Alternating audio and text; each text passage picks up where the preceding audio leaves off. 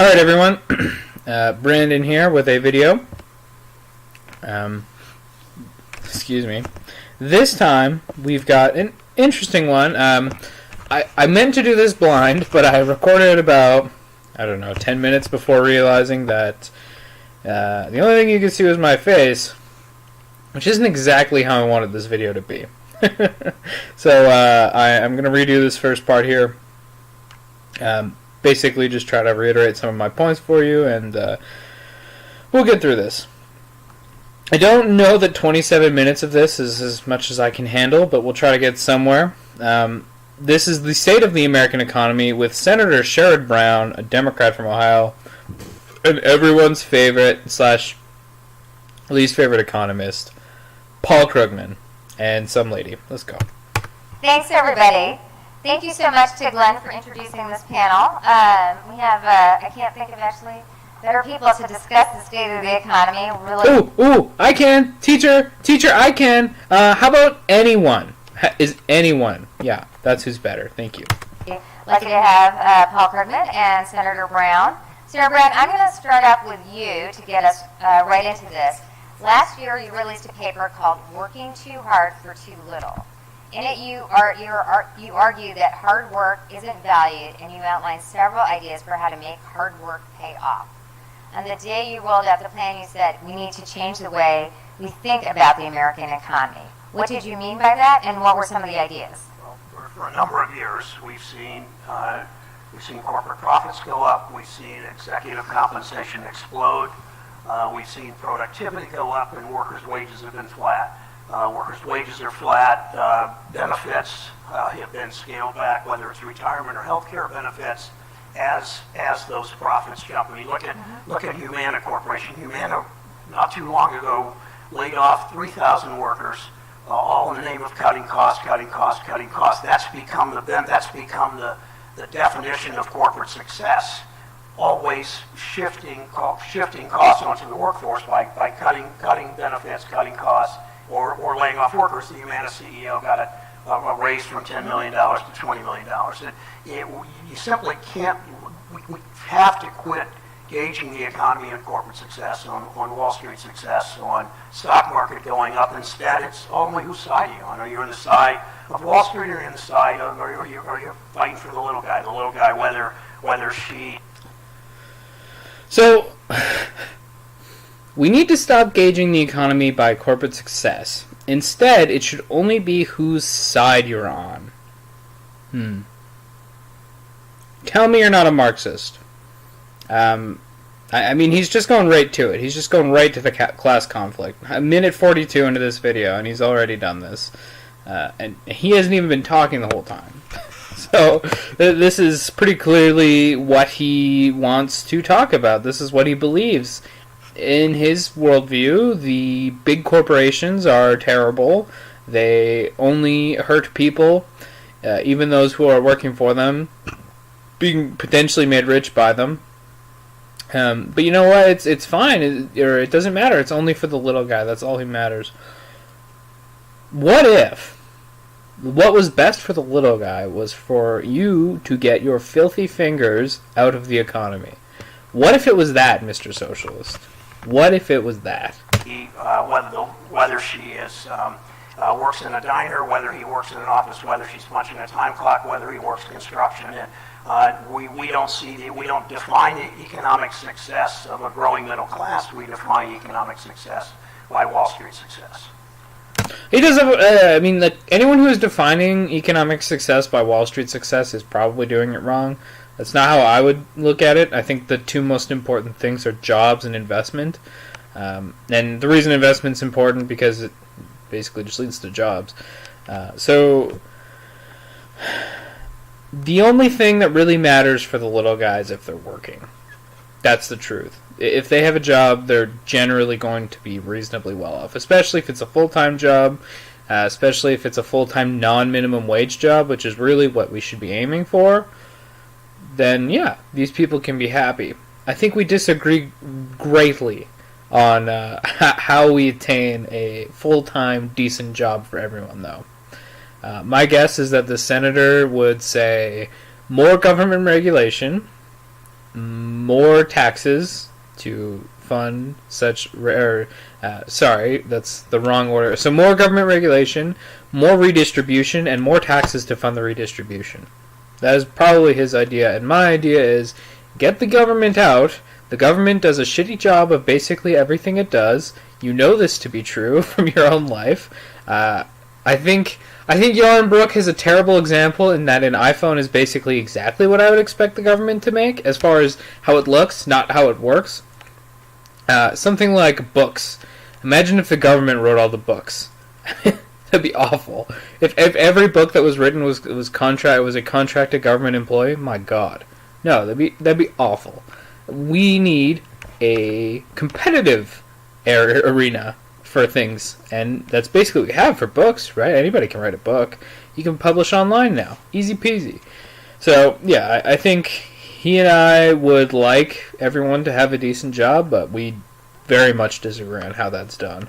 Great. Professor Cochran, I'd like to ask you a follow-up to that. I think what Senator Brown is really referencing is that companies often look at workers as just a cost, not an investment. And I think a lot of people think that that wasn't always the case. Decades ago, companies thought of how to treat not just shareholders, but workers, consumers, their broader community.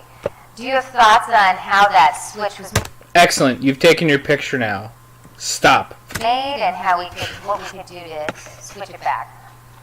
So it definitely is true. People used to write books about the corporation where they would say that a corporation is a collection of stakeholders, which would include the workers, would include to some extent the customers, would include the stockholders, but it wasn't all just about maximizing the stock price. And I think if you want to ask what changed, it's a change in the political climate. It's a change in the balance of power. One of the reasons corporations used to feel that they needed to. So government and Marxism. Balance of power basically means one group in this class conflict has more power than the other. Not a shocking answer, but worth pointing out, I guess. Treat workers as stakeholders was that there were strong unions, and even companies that did not themselves have a strong union worried that they might get one if they treated their workers too badly. There used to be an environment where the signals from Washington were "don't be too greedy." Now the signals from Washington have been basically be as greedy as possible. Unions and government.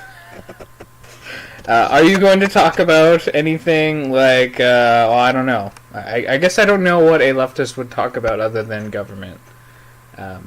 Basically, Paul Krugman's worldview is the government should take control of as much as possible, and that would make everyone as happy as possible. Okay, buddy. I just want to say, we are pretty.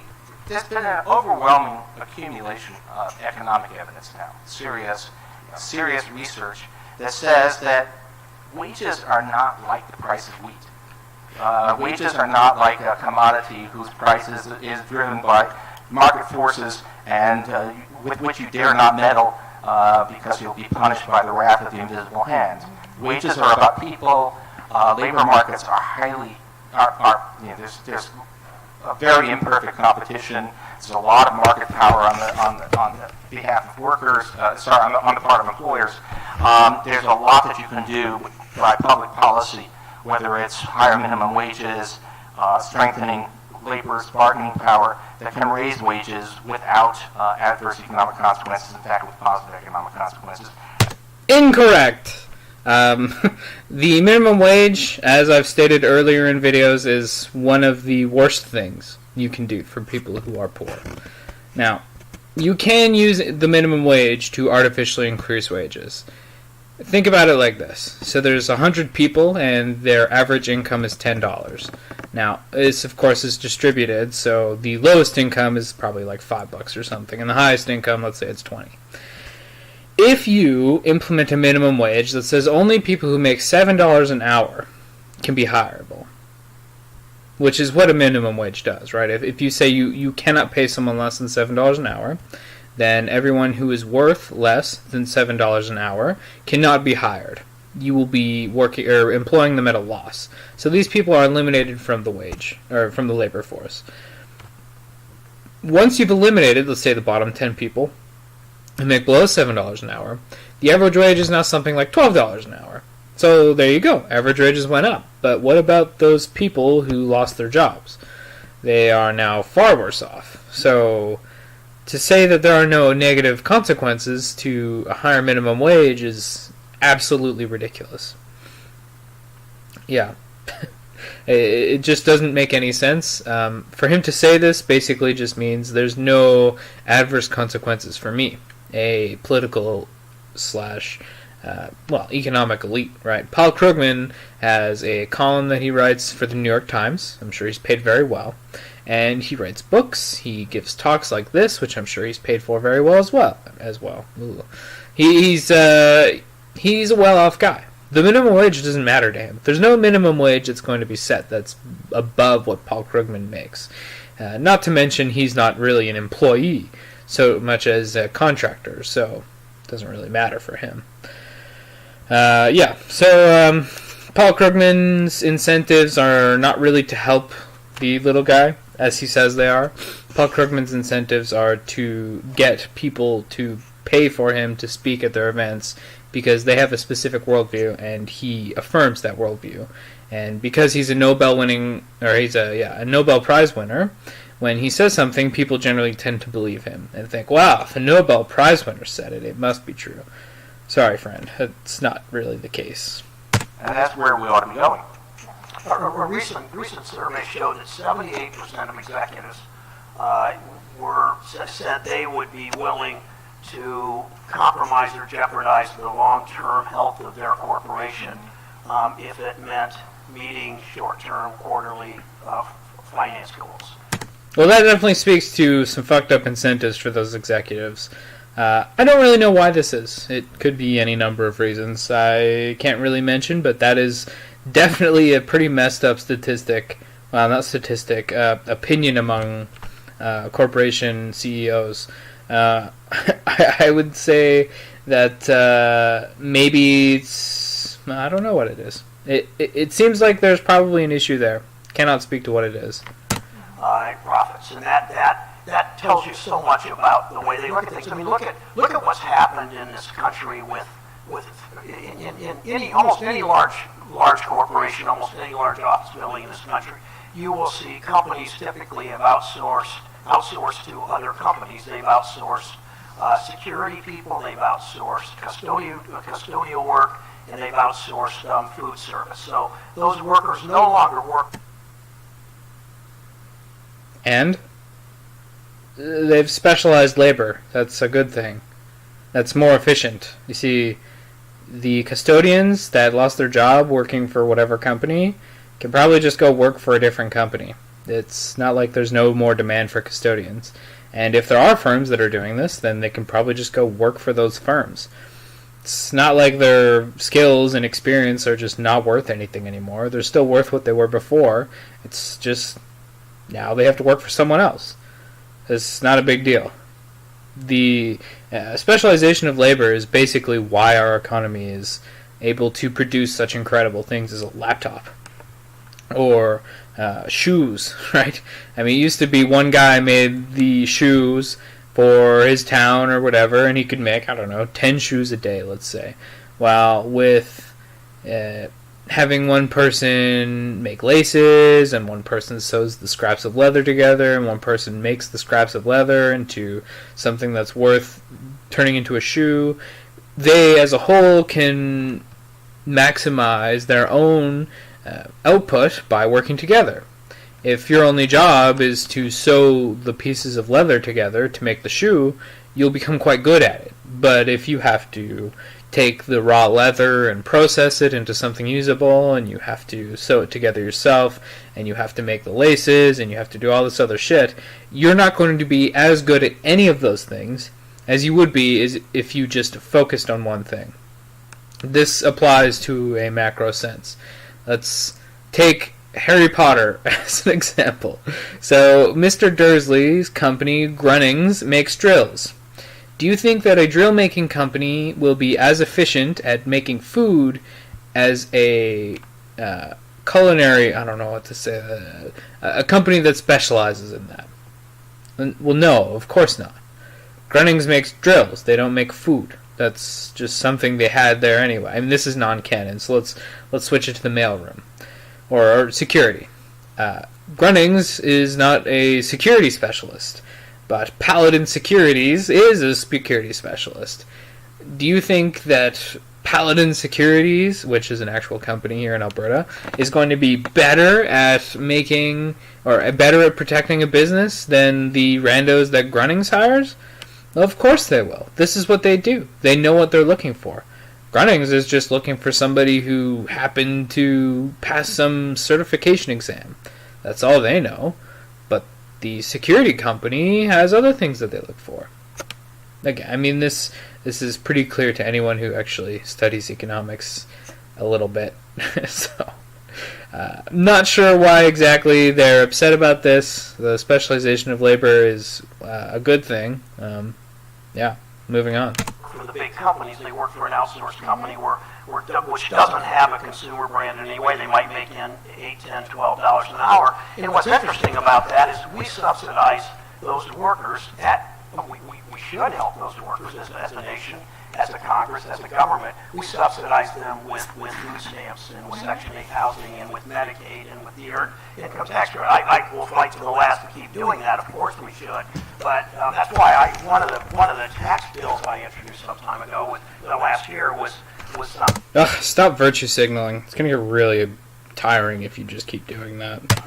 Was to call the corporate freeloader fee. If a company, on the one hand, if a company does the right thing, pays good wages, provides good benefits, keeps their production in this country, under the Patriot Corporation Act, they should get a lower tax rate. But if they pay low wages and taxpayers end up subsidizing their low wages, they should pay a corporate freeloader fee. I mean, that's where government can be on the side of workers and on the side of building the middle class. I think just to build up that and to ask you, Professor Krugman, I think that we've done a lot of research into this issue of sort of short-termism. And was he not a doctorate? Also short-termism? What?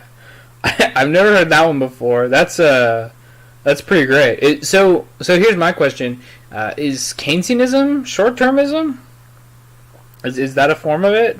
Because I mean, going into debt to stimulate your economy and having to pay off more than that later on is certainly more short-term oriented than long-term. Oh, but it'll kickstart the economy and it'll get better in the long run. No, it won't. And that's assuming, well, okay, I'll say it like this. Maybe it would if it actually got paid off. But we have to understand the incentives of politicians to understand that no, it's never going to get paid off. What's going to happen is, let's say I'm the current prime minister and I'm a Keynesianist, which please kill me if that's ever the situation. And I'm saying, okay, well we're gonna write a stimulus package and we're gonna go into debt, and in 12 years someone else is gonna come in and pay this. So the guy in 12 years comes along and says, oh man, we're in the middle of a recession. I can't pay this off. People hate me. We're going more into debt now. And of course, we've probably been going more into debt this entire time. But this was my deal, that in 12 years we were going to pay this back. We were gonna save then instead of now. But the current politician's incentive is not to do this. The current politician knows that if they do this, they will be hated. You're choosing now when our economy is terrible to pay this off? This is unacceptable. So what will they do? Well, instead of paying off, they'll just go more into debt and say, the guy in 12, 20 years, he'll do it then. I know he will. This just keeps going. And even if it is good, your economy is in a good spot, people are still pissed off when you cut spending. If they're used to being stimulated and then you stop stimulating them, they get upset. Obviously, you've gotten them used to having something, and now not only are you going to stop doing it, but you're going to make them have less than what they would have had anyway. They're not going to be happy about that. So the politician's incentive is basically never to do the responsible thing and actually cut spending. Anyway, let's move on. and we've even seen evidence that when companies raise wages, Wall Street punishes those companies when they raise wages. When Walmart raised wages, they saw a big shock to their stock price. So I think even companies that are trying to do the right thing by raising wages and CEOs who are trying to do the right thing by investing in folks often see that Wall Street is pushing against them because, again, as Senator Brown said at the beginning, people, about Wall Street evaluates workers as just a pure cost, not an investment. Yeah, I mean, They always assume the worst of someone. Like, Wall Street just hates workers. Wall Street doesn't care about workers. Wall Street does not matter, or the workers do not matter to Wall Street. Wall Street cares that the little things that they buy go up in value. That's it. That's it. And they've never cared about workers. The company cares about workers, and they care about workers so that the workers stay with them. The classic example here is Henry Ford. Henry Ford increased wages. Well, I should add some backstory. So Henry Ford had a factory, and he was making money. He was making money for sure. And conventional wisdom would have said, you need to cut these people's wages as much as you can. You need to get them as low as possible. But that's not what Henry Ford did. Henry Ford said, nuh-uh, I'm going to pay these people like $10 an hour, which, I mean, for the time was a pretty absurd wage. And I actually don't remember what it was, but he paid them a lot. Probably too much even. And what happened? His productivity went up. His productivity went up because the workers, which he'd had a high turnover rate before, now decided that instead of leaving the company after 2 months, they were going to stick around because they were being paid well. So, I honestly don't know why they're not using this example, because this is actually a good example. Anyway, but that's not what Wall Street cares about. Wall Street should only really care about the value of those little things that they buy. The company can care about employees and should care about employees because that is how they maximize the worth of their own stock so that people are more interested in buying it. So I don't know why they care that Wall Street isn't interested in how workers are treated. It's not really that relevant to Wall Street. Of course it is relevant to the employer, and they should be treated well, and as the Henry Ford example would indicate, treating your employees well will actually help you. So I don't know. I'm just kind of confused why they bring up the fact that Wall Street doesn't care about workers. They shouldn't. It's not what they need to care about. It's, first of all, I think in some ways saying that what we need is a change in management psychology and that Wall Street is the problem. To some extent, it may even be true that paying higher wages is going to hurt a company in the long run, unless you have an environment created by politics. I mean, paying them too high wages, yeah, sure. There's a sweet spot, and you want to try to find it. By policy in which it actually helps them in the long run. Now, it's also true. It looks as if there's been a kind of an epidemic of companies believing that being cruel to their, basically being vicious to their workforce must be a good thing in the teeth of the evidence. So there's a fair bit of evidence that, the famous comparison was Costco to Walmart. There's a fair bit of evidence that they're actually raising wages, providing better working conditions up to a point that actually is in your interest, but nobody on Wall Street, nobody in modern corporate America will believe it. So that's just one of, I think the point is there's many fronts on which you can be optimistic. If your company is successful, it will attract investors. Just because they've sold some of your stock at some point does not mean that it is long-term bad for you. That might just be a couple idiot investors who actually believe this. In the long run, it will not matter. It's kind of funny. People will talk about how a company's stock falls. Like United Airlines, I think it was United Airlines, when they had that whole fiasco where a doctor got his teeth kicked in. Their stock fell, but you know what happened after? It went back up. A company's stock is not based on some random feelings on the behalf of investors. A company's stock is based on one thing. How valuable is the stock in real terms, not what it is perceived to be.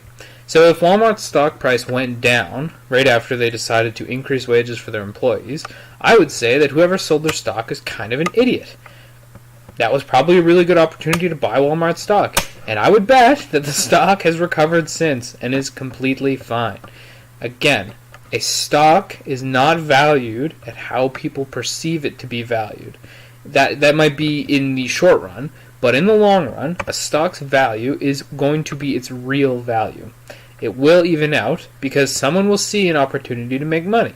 If Walmart started becoming more worth investing in after they increased wages for their employees, investors would see this and move their assets into Walmart stock. There you go. We need to remember that capital always flows to the area of least resistance. So if it's better to have your money in Walmart stock, then you will move it there. And it doesn't really matter what else has happened. It doesn't matter that their stock dipped. Whatever. Who cares? It's not a big deal. I know people seem to think that it is, but in the long run,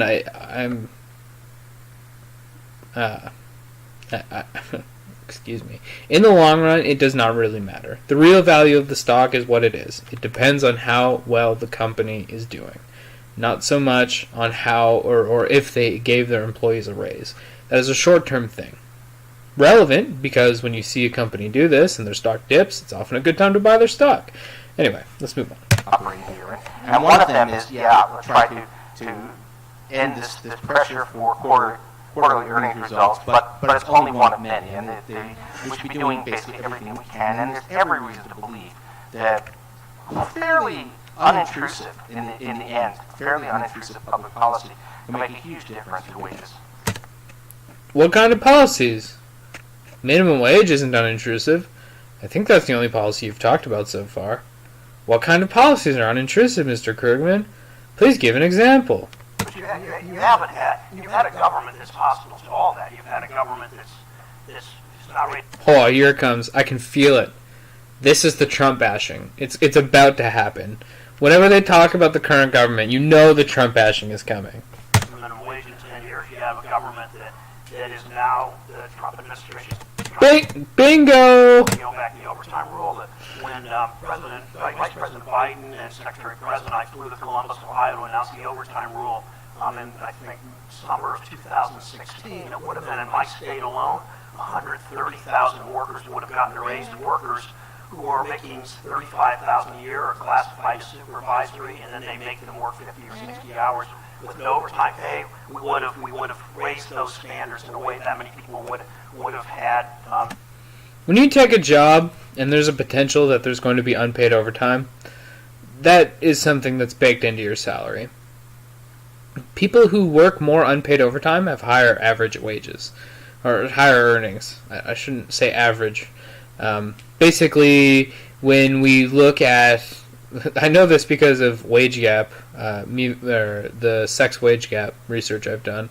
Basically, one of the reasons that men do end up making more than women as a whole is because they work more unpaid hours. If you account for that, then that shrinks the wage gap some. But so men tend to work a lot more unpaid hours, and people who work unpaid hours tend to make more money. You don't go into a contract without knowing already that you're going to get or are going to have to make or work unpaid hours.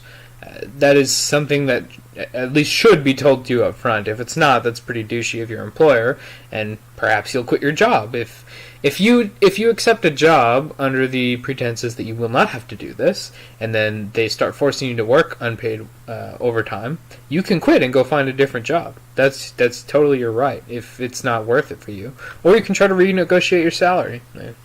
Go talk to your boss. Hey, I'm not going to work for this wage. I'm not going to do this many hours unpaid overtime hours, so you can either pay me more or I'm going to leave. That's something you're allowed to do. So let's move on. Significant raises. We have a government that's hostile to the middle class in terms of tax policy. Jesus Christ. In terms of tax policy. So what has Trump done that is hostile to the middle class in terms of tax policy? Well, his only tax policy, as I know, is to lower taxes on middle class families. So, yeah. Okay. Which falls is written about so well over the last couple of years, well, over the last year. Especially when you have a government that has set up a construct where you shut down production in Mansfield or Toledo, Ohio, and we move it overseas, and you get a tax break. And that's one of the reasons that the sort of the cascading of companies has done that. So all of those together set up a government. Companies leave the U.S. because of silly restrictions during the Obama administration. Obama was constantly meddling with the economy, and I think a misconception people have is that the high taxes themselves are the worst thing that you can do to an economy. That's not the truth. That's not the case. The worst thing you can do to an economy is continue changing it. When an investor wants to make plans for the future, they are more willing to invest if they can accurately plan for said future.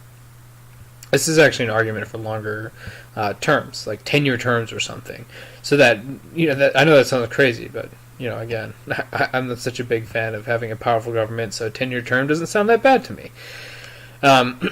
So if you as an investor are trying to figure out whether you're going to do something or not, you need to be able to predict, or not predict, but have an idea of what's going to be happening in the future. If you have no idea what's going to happen in the next 10 years, how can you plan for those 10 years? Why would you invest if you have no idea what's going to be happening? As far as I can tell, Trump has done a lot less meddling in the economy. And what he has done for meddling has been mostly good. I don't know. He hasn't really done that much in the economy. He's lowered taxes, which I think was a pretty big win. He hasn't cut spending yet. In fact, he's increased spending, which is a huge issue for me. And it's actually one of the reasons I'm not a huge Trump fan right now. And he's threatened a lot of tariffs. Again, I'm not a huge fan of the tariffs.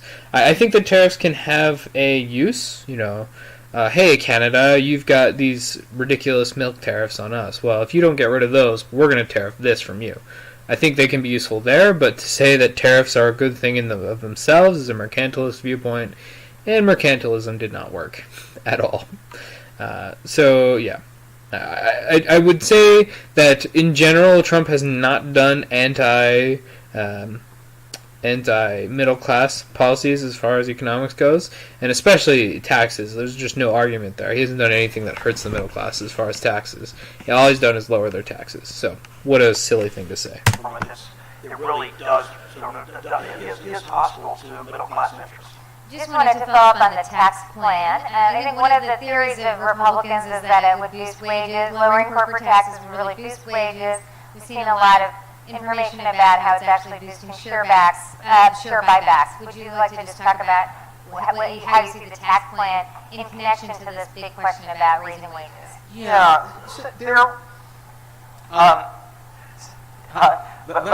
So I would just like to point out, I'm sure you remember this.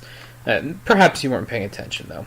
Right after the tax breaks, a whole slew of companies, I don't know which ones specifically, I don't remember. I think T-Mobile was one of them, but a whole bunch of companies all said, Kate, we're going to invest more. We're going to pay more. We're paying bonuses to our employees.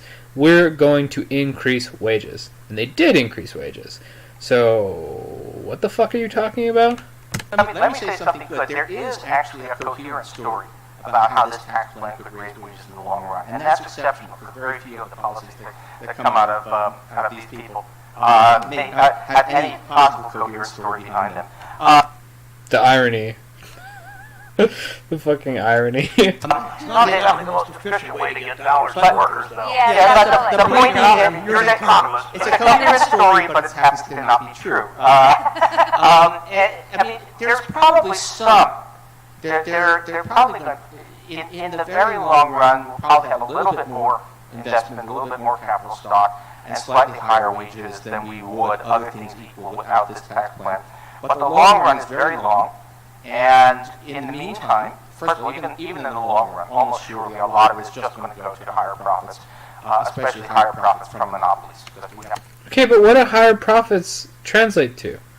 If I'm an investor and now, or even a company, and I have higher profits, what am I going to do with my money? Go shit it away? No, I'm just going to reinvest it. Well, if I'm already investing, the higher profits, I guess I'll say it this way. Each investor / company has a margin of how much of their increased profits they will consume and how much of it they will invest. For most people who are investing and who have already satiated their, their need for a house and good food and stuff like that, they're probably more likely to invest a lot of what they make as opposed to just consume it. There are finite limits on consumption, no doubt. You can only eat so many cheeseburgers, or you can only eat so much caviar before it's just not tasty anymore. Well, I don't know. Maybe that's not true. But you only need so much, right? I mean, if you just keep eating caviar, eventually your fucking heart's going to explode from all the salt. So, there's only a finite amount of money you can spend on your consumption. So, what are you going to do with that extra money? Put it in your pillowcase? No. You're either going to leave it in the bank if you're not a very good investor. I'm not sure why these people would have a lot of money. Or you're just going to reinvest it. And reinvesting your money leads to new created jobs for people and new created goods and services for consumers. So I don't care. Like, it's fine that profits go up. That's a good thing. I don't know why. I think it just speaks to the mentality of a socialist in that it's not that they like poor people, again, because if they like poor people, they wouldn't be pushing for a higher minimum wage. So it's not that they like poor people. They just hate rich people. Like, oh, rich people got more profits? That's disgusting in and of itself. How could we let this happen? We have a lot of monopoly power in this economy. Yeah, and where do most monopolies come from? The government. And it's going to take decades for those benefits, such as they are, to manifest. And in the meantime, it's big benefits to stockholders, big benefits to management, and starving the budget, creating fiscal pressure to cut back on all the other good things we should be doing. So it's an extraordinarily bad tax plan. And when we started out on this discussion, there was some discussion of actual corporate tax reform, which would have meant possibly lowering the top rate but closing loopholes so that the whole thing would be revenue neutral or revenue positive.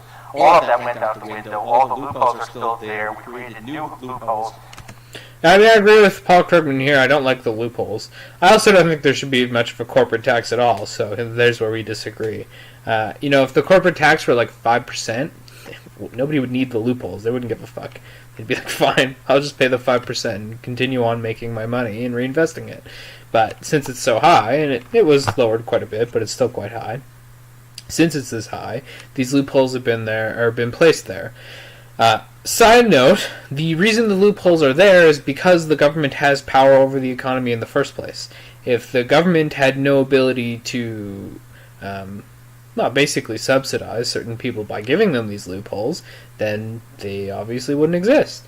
But try telling Paul Krugman that the answer to the problems in the economy would be less government. I dare you.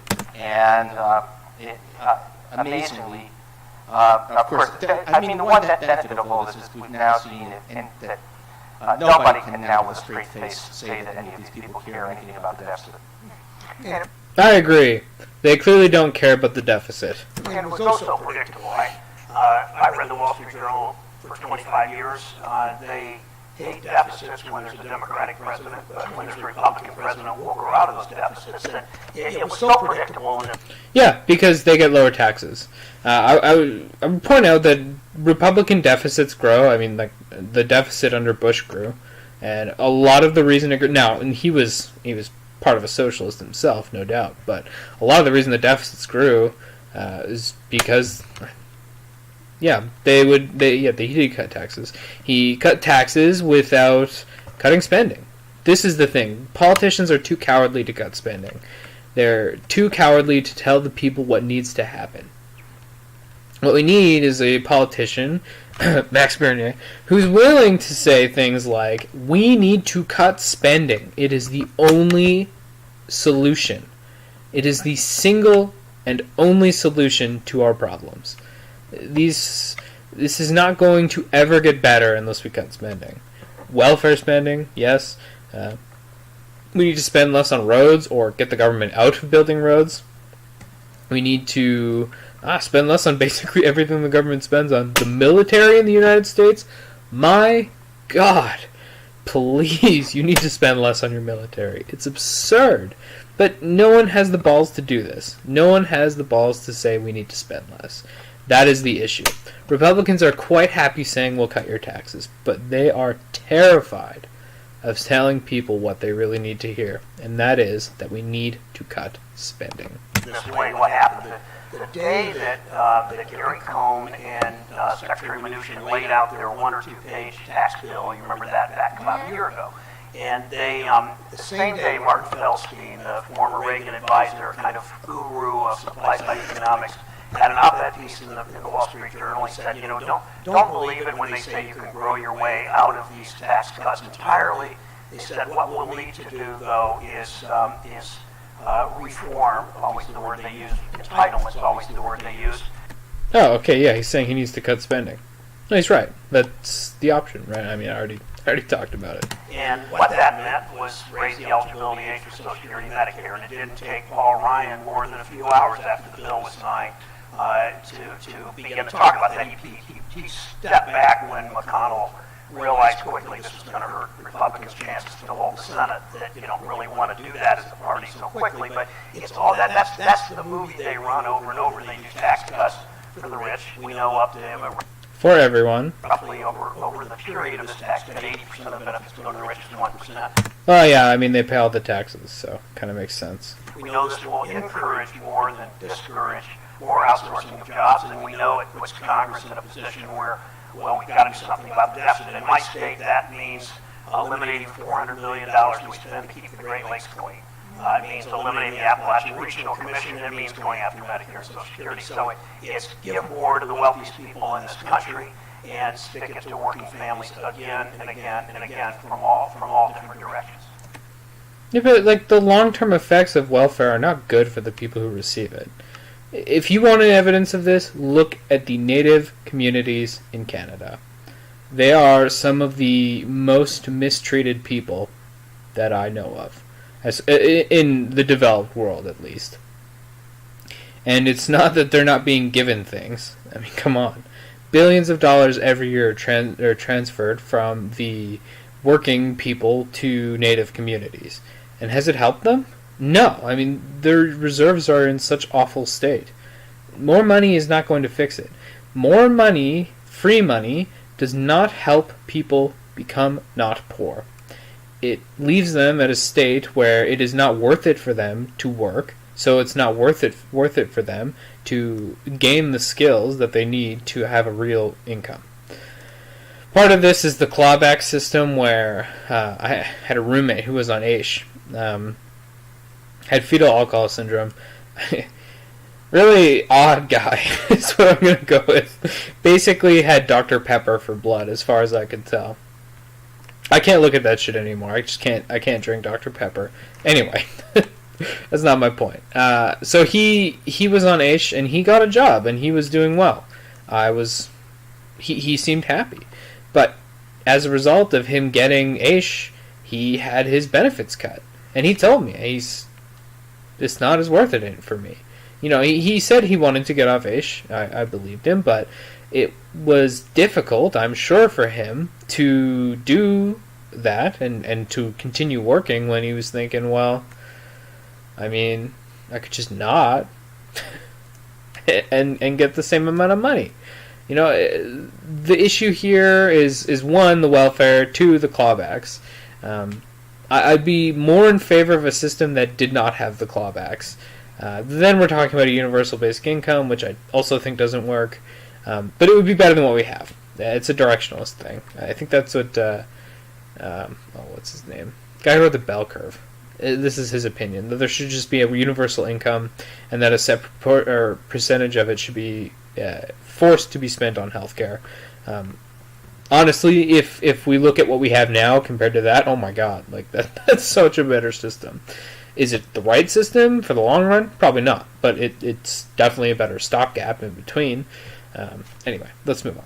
I want to ask you both a question. I'll start off with you, Professor Krugman, which is, I think, as Glenn mentioned, we basically have a dichotomy in the economy, which is we've experienced over 10 years a rebound in growth rates, and obviously a lot of growth at the higher end. We've seen We haven't seen very much growth at all. I don't know what she's talking about. The last 10 years has been a very slow recovery, but okay. wage stagnation, particularly for people who don't have a college degree, but I've seen a fair amount of wage stagnation. I'll start with you, Professor Krugman, but then obviously we'd love your views. Senator Brown, you're in Ohio, a state My God, just ask the question. that has shifted a lot politically, and where those issues have been front and center with plant closings and outsourcing. So I'd love your views on what are the affirmative steps we could take to address the challenge we're seeing, which is, it feels like people without a college degree are kind of bearing the brunt of the economic change that we've been experiencing over the last few decades. So let's... I have an answer, by the way. Privatize the school system. Government schools have done a horrendous job of teaching people valuable skills. If the government was doing such a great job, then why is it that after 12 years of government schooling, people are worth basically nothing? Why is it that they need a college degree to be useful? That is silly. The problem here is our schooling, but it's among other things. But I think a major problem here is the fact that the government schools are horrendous. You will not find a place where people are less taught to think critically than government schools. I actually feel lucky. I basically didn't pay attention in school. I was just daydreaming and thinking about other things that I could be doing. Hardly paid attention at all, and I think that is one of the big reasons a lot of this indoctrination just did not sink in. I did not fucking care what they thought. Let me point out that actually even people with a college degree ain't doing so great. The days when we could say that inequality was about a growing gap based on education are long behind us. I like to say that high school teachers and private equity managers have about the same number of years of education, but not exactly have the same trajectory of incomes over the past generation. So one is employed by the government, one is not. Interesting. It's a much deeper phenomenon than just education. But yes, those without a college degree are hit even worse by all of this. There's two fronts on which you can operate, both of which are quite broad fronts. One of which is to say that even if your wage is not great, there are certain things you as an American citizen ought to have, like guaranteed health care. Positive rights. Interesting. I am more interested or more okay with positive rights than many of the more libertarian folk. In Canada, I don't see a reason why anyone should have to be homeless. But at the same time, a lot of these people are basically homeless by choice. And I don't see a reason why we should take that choice away from them, so to speak. So I don't know. It's not something I've really quite made up my mind on. A guaranteed decent retirement, certain. Why? Why would you guarantee a decent retirement? Instead of guaranteeing a decent retirement, what we should be doing is teaching people how to retire well while they're in school. These are life lessons that should be taught to children. Teach them how to save money. Of course, they have no interest in doing this because saving money makes your economy look bad. But it's frustrating. Why would the government, or why would you take something that's so important, right? Like your retirement savings are incredibly important. When you retire, you need to be able to live. You have to be able to live, or you're going to work until the day you die. Okay? That's awful. That's terrible. You need to take this into your own hands. The government, as we've seen in so many things, like Canadian healthcare, does a terrible job. Why would you want them to take care of something so important? Why would you want an institution that has a track record for being incredibly inefficient and top-heavy to take care of something as important as your retirement savings, or your healthcare, or your school? It's frustrating. To me, the things I want the government to take care of are the least important things. To be fair, I don't want them to take care of much of anything, but certainly not healthcare. Like, my God, it's such a terrible thing to give to them. It's beyond me. Basic things that, by the way, every other advanced country manages provide. Ha ha ha ha! Wow, everyone else does it. Is it good? No. Look at the UK healthcare system. Remember that little kid, Johnny something? His parents, I can't remember his name. There were American doctors who were willing to take him as a patient, and they even said, yeah, there was a chance that this medication would have worked, but the UK health system said, no, you're not allowed to do this. The Canadian healthcare system has incredibly long wait times. Try seeing a specialist. You got 7 months to wait for that, I don't know, anemia? Probably not. Yeah, I guess anemia is a terrible choice. That's, as far as I know, something you're usually born with. But, oh, man, this lump, it might be cancer. Just wait like 5 months. The specialist will see you now. Oh, sorry, it's in stage 3 now. You're fucked. I don't know a lot about how cancer works, but I do know that long wait times are not good for you. And when you have a rationed, socialized system, you will inevitably have long wait times. So, again, it's like one of the most important things is healthcare, and you want to entrust it to the least efficient organization in the country. It's absurd to me. So there's absolutely no reason not to be providing a floor, a social safety net, in the real sense, something that if things go bad keeps you from hitting the ground. And there's lots more we can and should be doing on that. We actually made substantial progress during the Obama years, but not all the way, and there are excellent plans out there to do more on that. The other thing, and in the jargon of where I am, that we talk about redistribution versus predistribution. There's clearly a lot you could do on raising wages. I mean, Wow, I've never heard that before. It just kind of hit me what that means. So I think what redistribution versus predistribution is essentially saying is this. The only way someone ever gets rich is if they're lucky and it's given to them. Under no circumstances can someone earn their wealth. Fascinating. Fascinating to listen to this. I think I'm going to do more of these videos listening to Paul Krugman say insane shit. Because this has just been a wild ride. We have, as it turns out, I'm starting to sound like a professor here, we have a lot of natural experiments on minimum wage. We're a think tank. It's okay to be a Yeah. Where individual states raise the minimum wage and the neighboring states don't. And we get to see what happens in neighboring counties. And we have a very clear... Yeah, in Seattle, all the restaurants are closing because they have a really high minimum wage. And in Texas, this isn't happening. Interesting. Natural experiment. Now, go ahead. Tell me how the average wage has gone up, though. It is relevant. Go ahead. How many jobs does it cost to raise minimum wage? The answer is 0. Oh, man. Oh, no. No. No. Within, everybody agrees we try to have a $35 an hour minimum wage. We have some problems.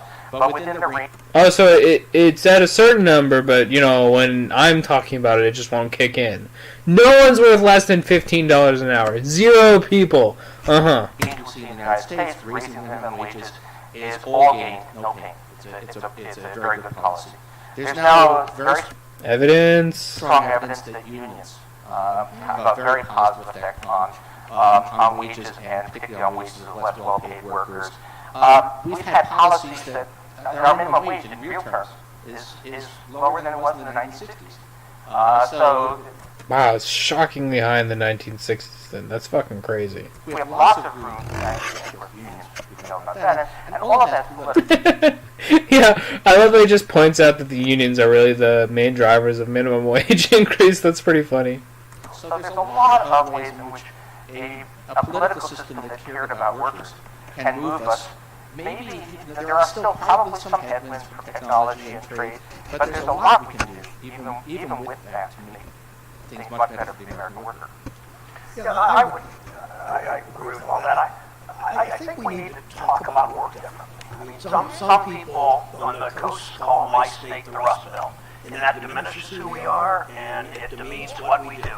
And I think that people in Ohio, those damn rich people are so mean to me and my poor people. On my state by almost 9 points.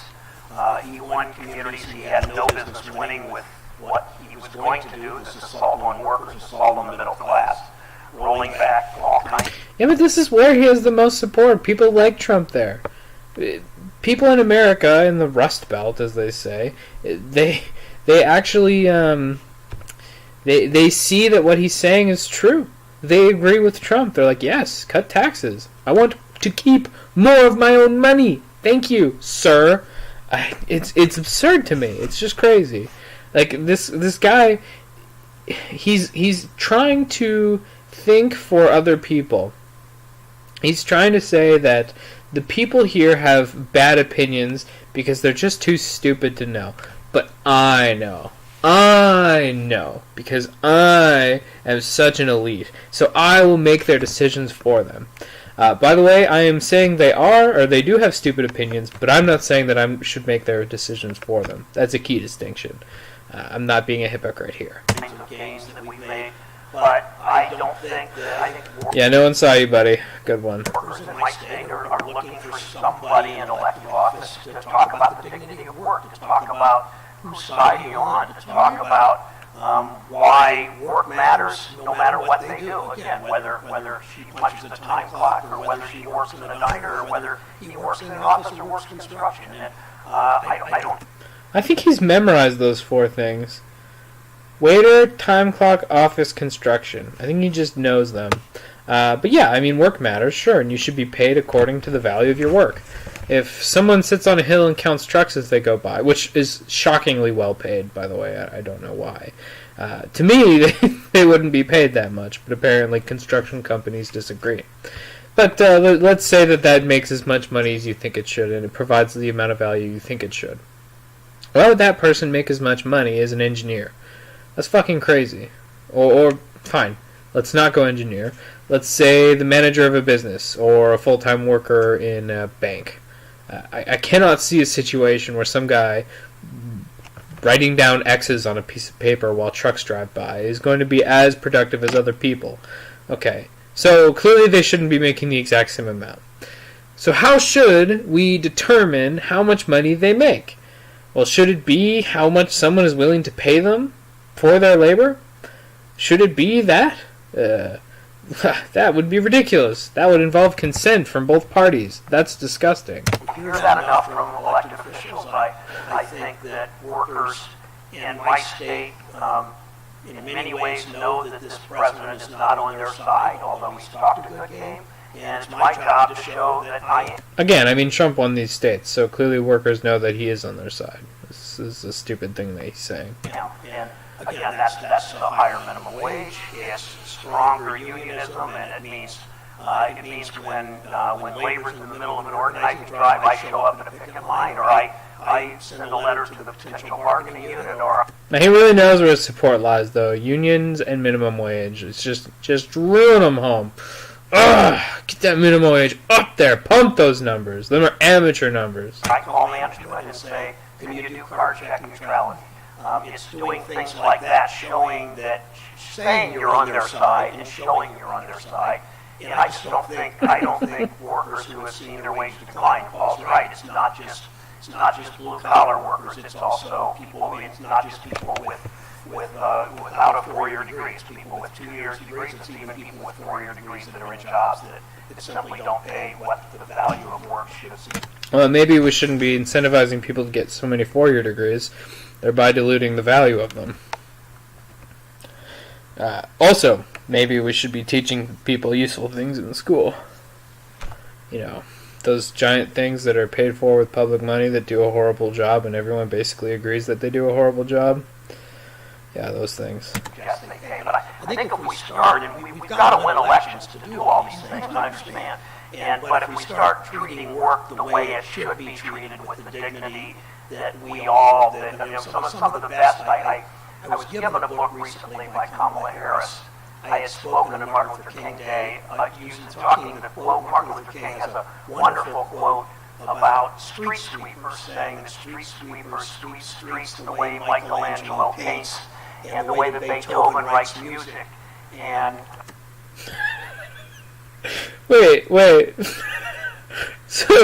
says street sweepers sweep streets to such a degree of perfection that people are willing to come from across the ocean to see their beautiful works. By the way, the Sistine Chapel is beautiful. So I'm not, I'm not.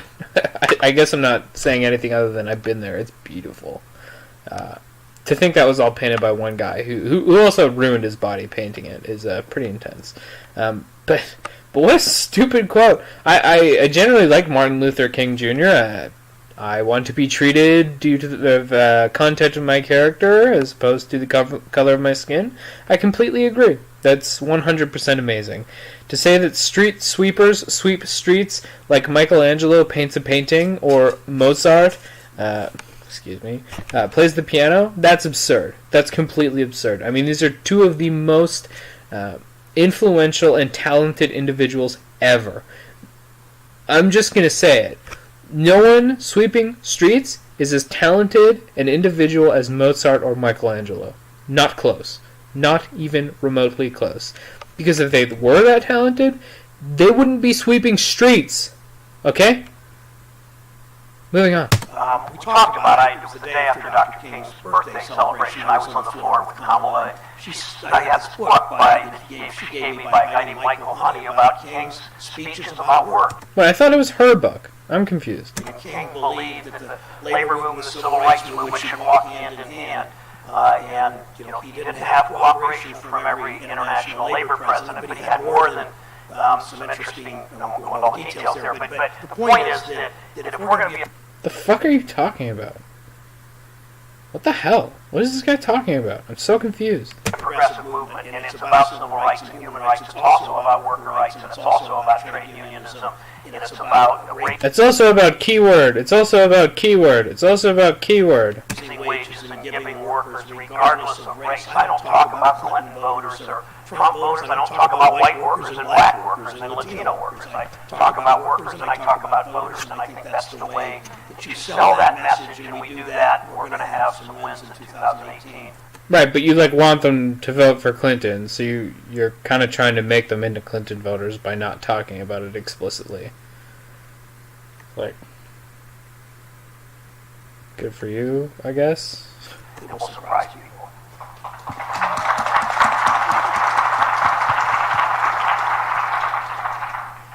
Did you want to add something to that, Mr. Bergman? Let me. I think we need. There is a prejudice which I think is shared by a lot of people, which is that work only means manufacturing jobs or coal mining jobs, and while we certainly should do what we can to keep those jobs where they can and make sure they pay decently, work means any kind of work. It means, I think what's very important political development is people, I think, are starting to realize that when they talk about let's get rid of big government and slash government, at least at the state and local level, government is basically school teachers. And Yes. Fire all of them. Every fucking one. And then let the public sector hire them. See, they'll actually choose good teachers. To me, teachers should be among the highest paid individuals on the planet. I would like the best possible people to be teachers. That is, oh man, that would be so wonderful. But I want them to be this way because people are paying for them themselves. You can say, oh, well, let's pay teachers more money to attract the best people. Well, if the government is paying for it, they're not going to do that. That's not their incentive. Their government's incentive is to pay as little as possible because, well, we just have to provide it. We don't really care about the quality.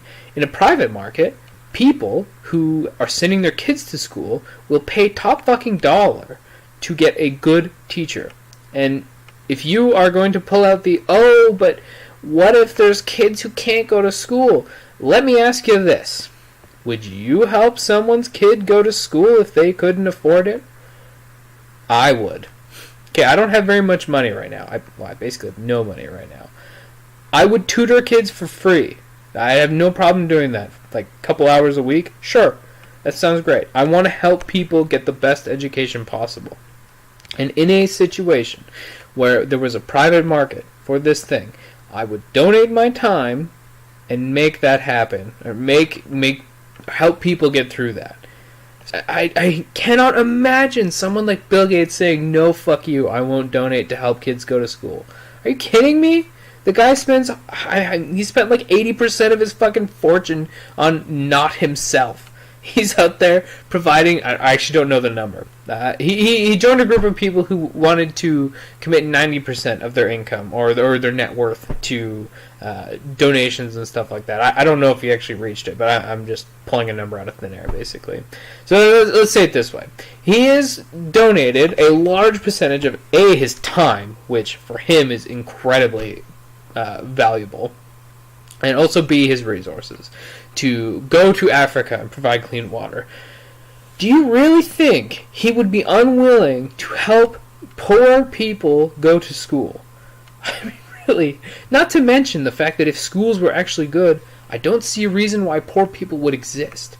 If people were taught how to interact with the economy during school, like they should be, why would there be poor people? They would only be poor because of their own terrible choices.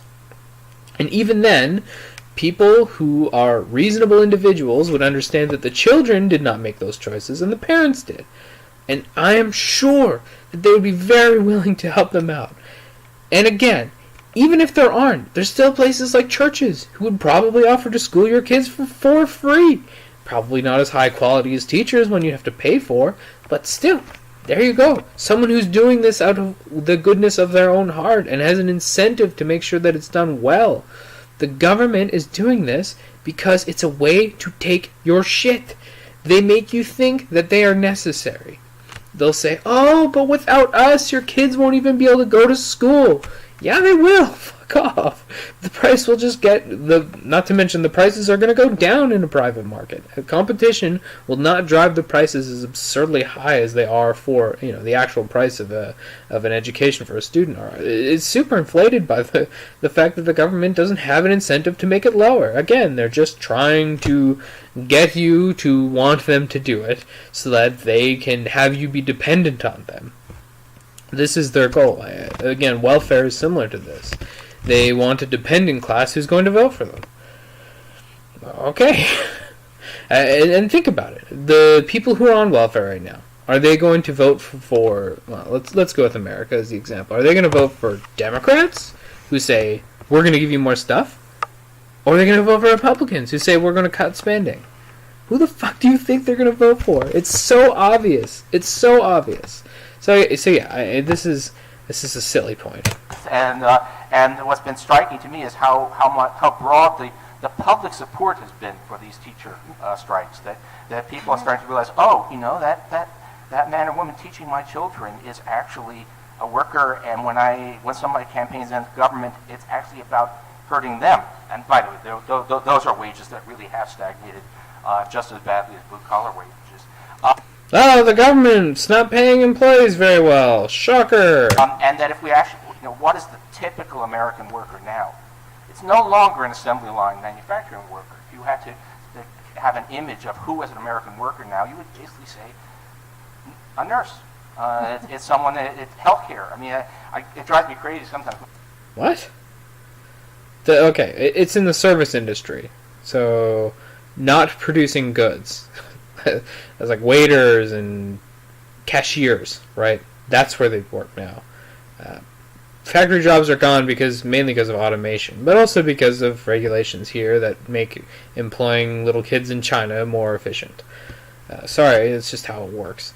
Also the fact that economic conditions in places like China and India make it so that people are worth basically nothing. I mean, they're worth less than people are worth here after 12 years of useless government schooling. I wonder why. Could it be because their governments are terrible? No, the communist government in China is not terrible at all. We talk about some place like West Virginia, where there are 3% of the workforce is in mining, 15% are in healthcare and social assistance. And you know who pays for that? It's big government pays for that, and as it should. Mm-hmm. So anyway, Why? Why should it? Again, I mean, we've talked about this. The things that are most important, so let's imagine that that the government just it stops paying for this. I'm not saying it happens overnight. Don't get me wrong. I'm not saying you fire everyone tomorrow. This is a phase-out type of thing. So let's say the government's going to start phasing out of paying for schools. Now what they say is, okay, we're gonna sell these schools. All right. So they sell the schools to private individuals who are now have an incentive, or now have the means, I should say, to open their own school. So they open their own school. Who's going to work in those schools? Is it the teachers? Yes, it's the teachers. Same with the hospitals. The government of Canada decides they're going to start selling off hospitals. So private hospitals start popping up. They are not really popping up. The public hospitals just start becoming private hospitals. They still need nurses.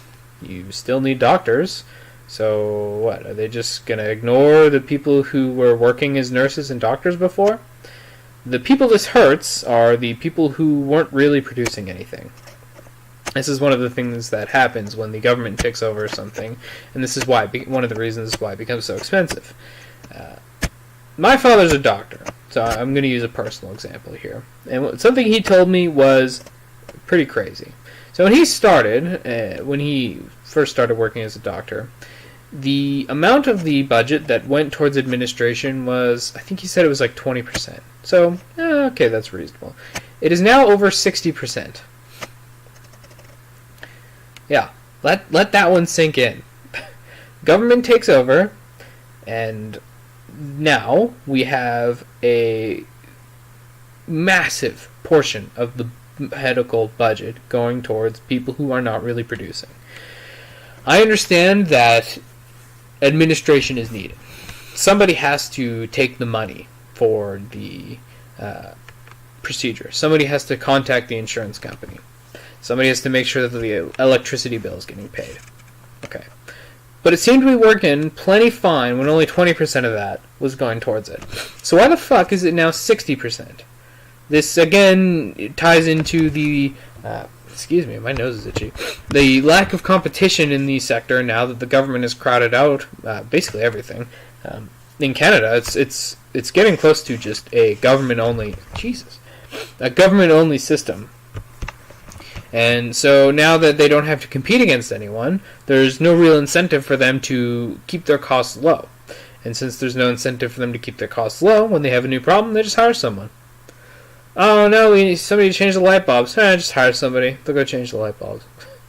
I suppose that's a bad example, but I hope you get what I'm saying.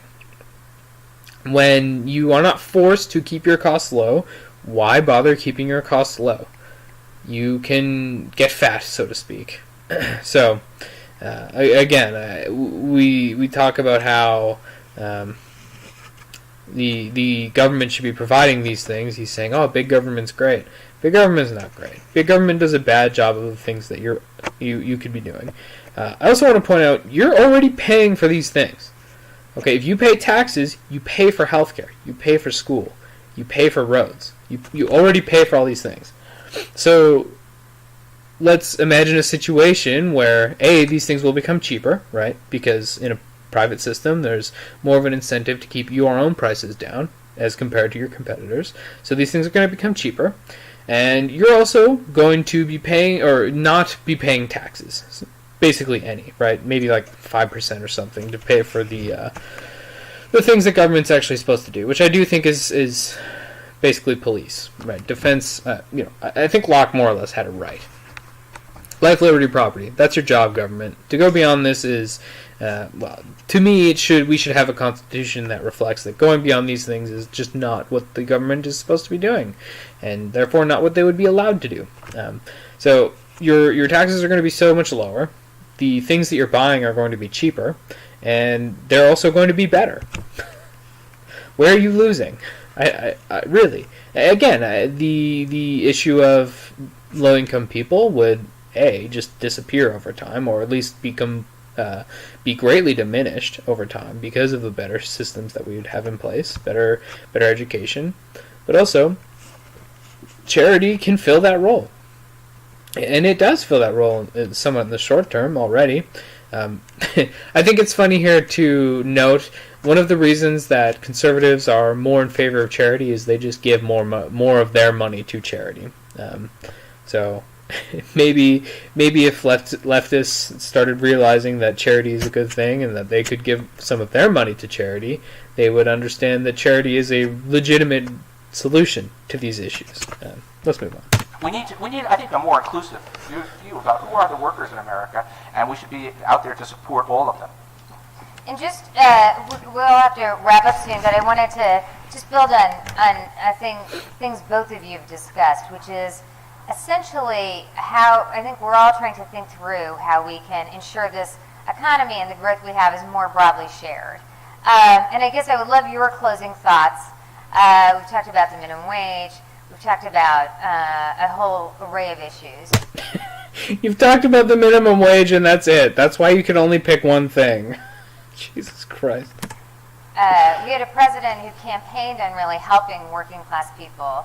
The agenda he's put forward has been a little bit at odds, at least in some areas, the tax plan, the attack on overtime, the attack on NLRB and other issues. But so, if you could just summarize ideas that you have to actually redress the kind of wage stagnation we've seen and actually provide dignity in work. One of the fascinating things is there was a lot of talk about an infrastructure bill, no effort by the Republican Congress to actually pass that infrastructure bill. Are there investments we should be making that would actually boost the wages of people, but also at the end of the day make our economy work better for more people? All right, are you ready for him to say nothing? Yeah, surely. And you start with an infrastructure bill. You're right. I mean, the Democrats, people all the time at home say, how come you're not offering alternatives? And I say, well, we are. I mean, 5 senators, including I was one of 5 Democrats that offered a $1 trillion infrastructure bill paid for that would actually. $1 trillion? Man, that's a lot of money. That's a lot of debt. Deal with water and sewer and broadband in rural areas. I met a young woman, a high school kid once, a few months ago, that lives in Appalachia, southeast Ohio, in the area Paul was talking about, and she said when she studies, she has to go to her grandmother's house. She lives in a valley. Her grandmother lives on top of a hill, and so she just can't get good internet access where she lives. That's part of infrastructure. That's part of rural development. And it's also probably part of the fact that there's basically an oligopoly as far as the telecom companies are concerned. I wonder why that is. We don't speak to small town America. We don't speak to workers, and I just think so much of this, from infrastructure to wages to tax policy, the path's pretty clear in my mind. Having the votes to do it, we're not there yet. We very much can be. Professor Krugman? Yeah, actually, some people have put together a list. There were 5 basic Trump populist promises during the campaign, and he has now broken all of them, which actually kind of offers an opportunity, because there's a chance once again to say, look, here we are going to do real stuff, and it includes healthcare. Healthcare has been a huge, polling suggests it's been the biggest issue in the special elections so far. Infrastructure spending, I told, it was obvious from the beginning there would be no infrastructure plan, and the needs are huge, and they're needed that money for the tax cut. That's right. I think regional policies. So CAP has a new paper that, among other things, addresses that, and that there's a lot of reason to believe now that aid to distressed regions, one way or another, largely through infrastructure spending, but also through some job guarantees, is a really good idea, and it's something that we can offer as an improvement on the way things are. I would actually, I know we're out of time, but let me just say that people who say that we can't do that. That was only 3. Okay. Actually, we used to have what amounted to a very strong regional development program to help lagging regions. It was called the defense budget. And if you actually ask, why did the South converge so much? Why did lagging regions of the U.S. converge so much for a generation after World War II on advanced regions? A lot of it had to do with defense spending, and then that kind of went away, and we need something to replace it. And is Paul Krugman advocating for more defense spending? Okay, I just didn't expect that. I think there's look. we always have problems in America when we talk about foreign countries because we don't ever believe we can learn anything from it, but we can. Every country does some things well and some things badly, but we can look at countries like Denmark, famously. Senator Sanders brought that up. Oh, you mean that country with low corporate income tax? It's a good model, and Denmark does both ends of it.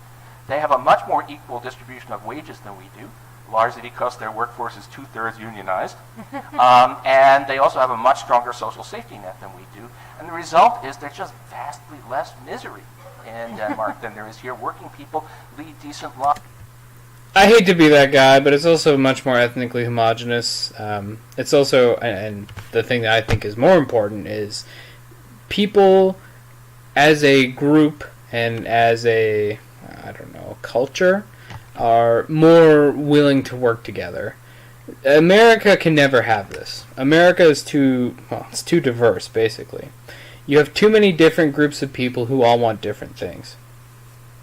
Denmark, most of the people basically want the same thing. If everyone wants high taxes and high benefits from those taxes, then I'm sure that can work, and it basically does in the Nordic states. But to have that, you need to have a small enough area with people generally all being on the same page. That is not America. That will never be America. That can't be America. It's just too big. There's too many people and they're too spread out. The best you can hope for is that some of the states will do this, and this is a big argument for federalism.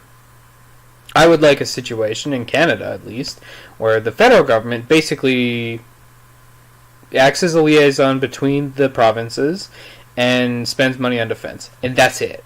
That's their job, right? Life, liberty, property from them. The provincial governments, if BC wants to have high taxes and high benefits, that's their call, man. Yeah, sure. But that doesn't mean Alberta should have to have those, or Manitoba, or Saskatchewan, or Ontario, or whatever. But when you have this done through the federal government, of course, it just applies to everyone.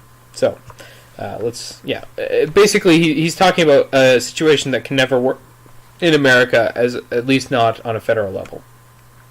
There is a possibility it works on a state level. Okay, Texas can have their no personal income tax and run a surplus, and California can have high personal income taxes and be a complete shithole. All right, fair enough. That's okay. Both of these places can do this, and as long as as long as neither of them are being forced into it, that's fine. But that's not what the federal government does. The federal government would apply to everyone, which is a huge issue, and something that can never be done by the federal government. Even though they face the same forces of technology and globalization that we do. And it means calling out the president when he's fighting now for a Chinese company that's broken international law, and at the same time he won't stand up when the president, the CEO of GM's in his office and he goes to Ohio, he won't stand up for 1,500 laid off, possibly permanently laid off workers in Youngstown after GM's gotten billions of dollars in tax cuts. And I think you call the president out for that kind of hypocrisy. No, yeah, the tax cuts are a complete joke. As far as, I suppose, the subsidies of GM are a complete joke, right, when they were bailed out. That was Bush, though. The tax cuts are a different story. I misspoke, excuse me. I also, I don't think GM should be a company right now. That's me, though. Trump Organization deal with the Chinese and Indonesia had nothing whatsoever to do with this. We could. Indonesia had the president out for that kind of hypocrisy. That Trump Organization deal with the Chinese and Indonesia had nothing whatsoever to do with this. I don't really know what they're talking about. I rewound there to listen to it again. There's not much left here. I'm just going to let it play out.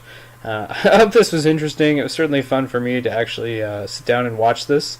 I'm pretty sure I'm going to do more Paul Krugman response videos. They're just kind of fun to do. Hopefully he brings up some other topics, though. I'd like to hear more about the minimum wage and unions. If that literally is him, he just talks about minimum wage and unions, then maybe I won't do more of these. We'll see. But thank you for watching, and I hope you enjoyed. We we could talk about that for another time, but that actually leads very well into our rule of law and democracy panel, which is next. Thank you both very much for the discussion and all you do.